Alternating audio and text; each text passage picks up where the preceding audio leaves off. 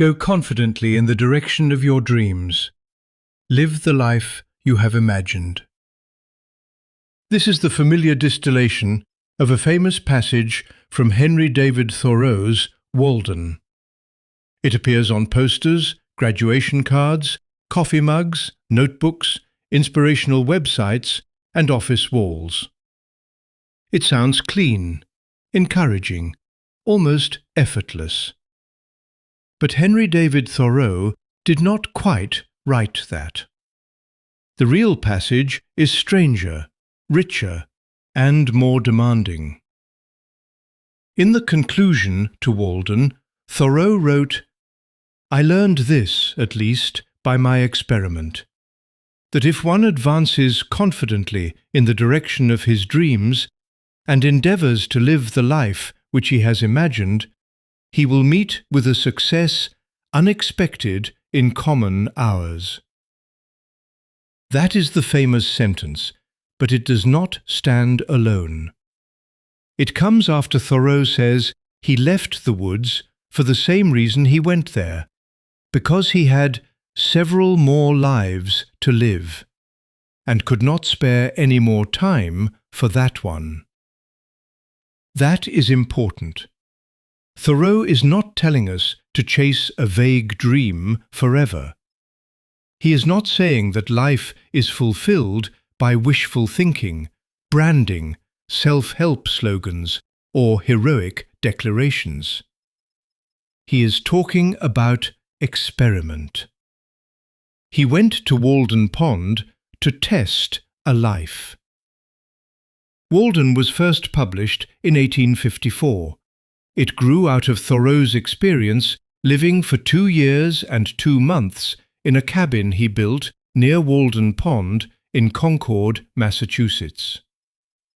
The book is many things at once: memoir, social criticism, spiritual experiment, satire, nature writing, and an argument for simplicity.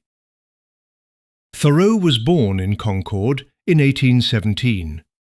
He studied at Harvard, returned to his hometown, and worked as a teacher, writer, lecturer, surveyor, pencil maker, naturalist, and reformer.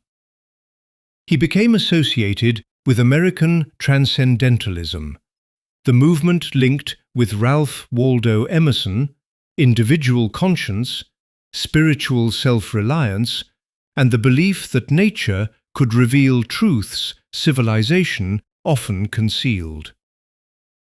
But Thoreau was not simply a hermit fleeing society. That is the cartoon version. Walden Pond was not in some remote wilderness. It was near Concord. He walked into town. He had visitors. The land belonged to Emerson. He was close enough to civilization to criticize it from the edge, not from another planet. That is part of the point. Thoreau did not need the world to disappear in order to live differently. He needed enough distance to see it clearly. Earlier in Walden, he explains why he went to the woods. He says he wanted to live deliberately, to confront only the essential facts of life, and not discover, when he came to die, that he had not lived. That may be the real key to the famous quotation. Live the life you have imagined does not mean fantasize about a perfect life. It means remove enough noise to find out what kind of life is actually yours. For Thoreau, the enemy was not merely work or money or town life or technology or other people. The enemy was unconsciousness, habit, convention, the beaten path. He writes that we fall easily and insensibly into a particular route. Even at Walden, he noticed that within a week his own feet had worn a path from his door to the pond. Then he turns that physical path into a moral image. The paths of the mind also become worn. Tradition and conformity become ruts. That is what gives the passage its force. Thoreau is saying that human beings are path-making creatures. We repeat, we conform, we imitate. We build routines, then mistake those routines for destiny. A person may believe he is choosing a life when he is merely walking a path that was worn for him by fear, family expectation, social ambition, debt, fashion, career, or the simple terror of being different. So when Thoreau says that one should advance confidently in the direction of one's dreams, the word confidently matters. Not loudly, not boastfully, not sentimentally. Confidently, as if one has tested something inwardly and is now willing to act outwardly. And the next phrase matters even more. Endeavours to live the life which he has imagined. Endeavours. That is a practical word. It means effort, attempt, trial, failure, revision, discipline. Thoreau's dream was not a mood, it was a lived experiment involving boards, beans, weather, money, solitude, labour, reading, walking, hunger, seasons, and self-scrutiny. He did not merely imagine a life, he tried one. And then he left it. That may be the most overlooked part of the passage. Thoreau says he left the woods because he had several more lives to live. That sentence prevents Walden from becoming a simple instruction manual. The point was not everyone should live in a cabin. The point was everyone should wake up. The cabin was a tool. The pond was a mirror. The experiment was not about real estate, it was about attention. This is why the famous line still matters. It speaks to anyone who suspects that life has become too automatic. To the person who has done the respectable thing, but not the necessary thing. To the artist who has postponed the work. To the teacher who has become an administrator of exhaustion. To the writer who keeps waiting for permission. To the retiree, the student, the parent, the office worker, the musician, the poet, the person standing at midlife or late life and asking, "Is this actually the life I'm meant to live?"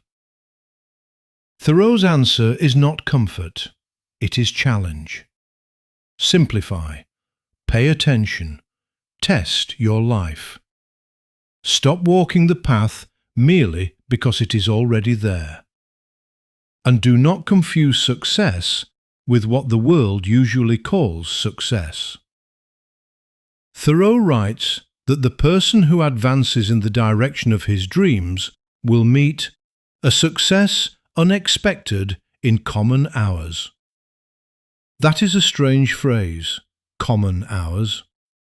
It suggests that ordinary life has its own clock, its own expectations, its own measurements. But when a person begins to live more deliberately, another order becomes visible. The reward may not be fame. It may not be money. It may not even be approval. It may be freedom from a false life. It may be the discovery that solitude is not merely loneliness, that poverty is not merely deprivation, that weakness is not the whole truth about oneself. Thoreau's language can sound grand, and sometimes it is grand. But beneath the grandeur is something plain. Life is short, habit is powerful, and most people are sleepwalking through arrangements they did not fully choose. So the familiar paraphrase is not wrong in spirit. Go confidently in the direction of your dreams. Live the life you have imagined. But the real Thoreau is harder and better. He is not selling optimism. He is asking for experiment. He is asking what life would look like if you removed what was unnecessary, stopped obeying dead expectations, and gave your deepest life a serious trial. Not a fantasy, a trial. Not a slogan, a life. That is why the passage endures. Because almost everyone has, somewhere within them, another life they can imagine. And the question Thoreau leaves us with is not whether that imagined life is easy, it is whether we have advanced toward it at all.